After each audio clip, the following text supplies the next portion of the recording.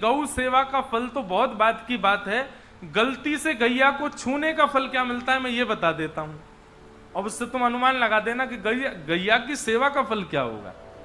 तो अनुशासन पर्व में भीष्म पितामह कहते हैं कि जब व्यक्ति गलती से गैया को छू देता है, मतलब राह में गैया सामने से आ गई और आपने बचने के लिए केवल उसका स्पर्श कर दिया, जीवन में एक बार गलती से गैया छूने के स्पर्श का फल क्या होता है देखिए।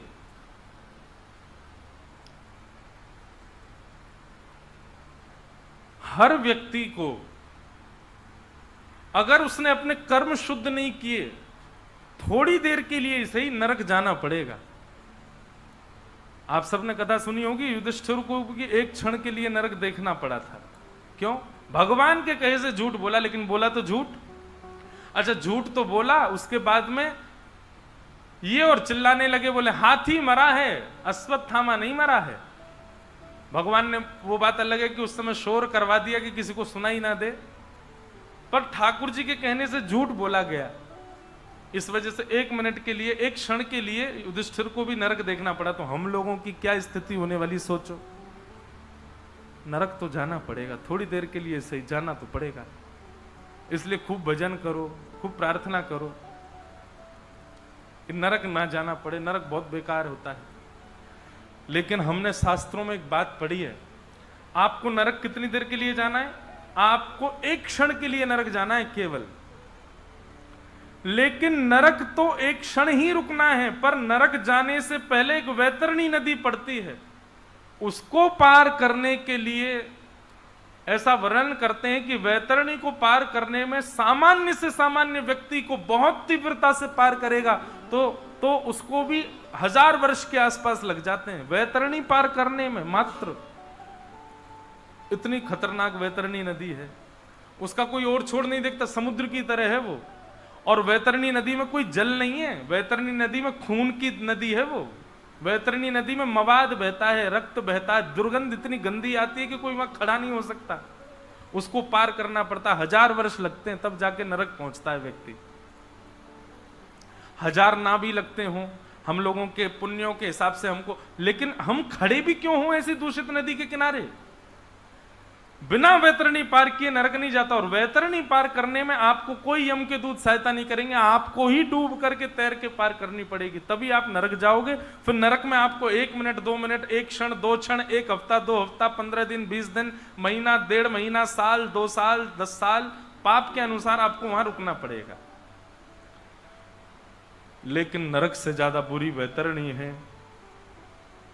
भीष्म पितामह कहते हैं व्यक्ति जब गलती से गैया का स्पर्श कर देता है और जब वो अपने पाप को भोगने के लिए नरक जाता है, तब वैतरणी के तट पर सुरभि गैया आकर के अपनी पूंछ उसको पकड़वा देती है और कहती है ये 1000 वर्ष में पार करने वाली नदी हम तुमको क्षण भर में पार करा देंगे।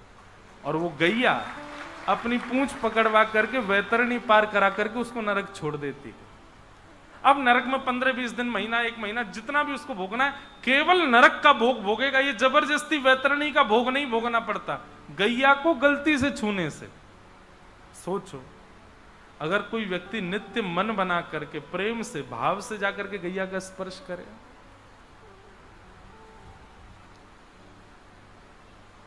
गाय साधारण नहीं है भैया।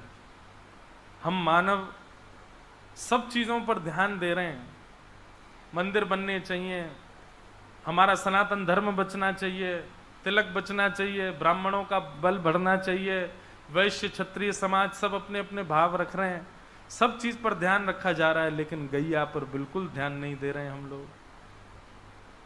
और क्षमा करें, इसीलिए मुझे लगता है कि आज भी मीराबाई जैसे भक्त हैं, आज भी सूरदास जैसी भक्ति है, पर ठाकुर जी फिर भी निष्ठुर होकर के क्यों बैठे हैं? बोले क्योंकि मेरी गैया प्रसन्न नहीं है। ठाकुर जी इसीलिए रूठे बैठे हैं हम लोगों से। इसलिए भैया एक बार को एक माला कम जप लो, एक बार को आप वृंदावन एक बार जाना कम कर दो, पर एक माला कम का जो समय बचता है और एक बार वृंदावन ना जाने से जो धन बचता है, उतना आप गौ सेवा में लगा दो। याद रखिएगा, जब तक आप गैया के लिए सीरियस नहीं हो गए, गैया के लिए आपके मन में प्रेम नहीं आएगा। ये प्रमाण है कि जिसको गाय प्रिय लगती है, समझो ठाकुर जी को वो प्रिय लगता है। और जिसको गैया प्रिय नहीं लगती ना, ठाकुर जी जैसे फिर आप जाते हो ना ठाकुर जी के आगे, तो ठाकुर जी भी फिर यूं ही सुनते हैं। जैसे आप गैया के लिए होते वैसे ठाकुर जी आपके लिए हो जाते हैं। लेकिन जो गैया से प्रेम करने वाला जाता, ठाकुर जी भी यूं सुनते हैं, गैया का प्रेमी आया है, मेरी गैया का प्रेमी आया है। तो ठाकुर जी नित्य गौ सेवा करते हैं द्वारिका में भी।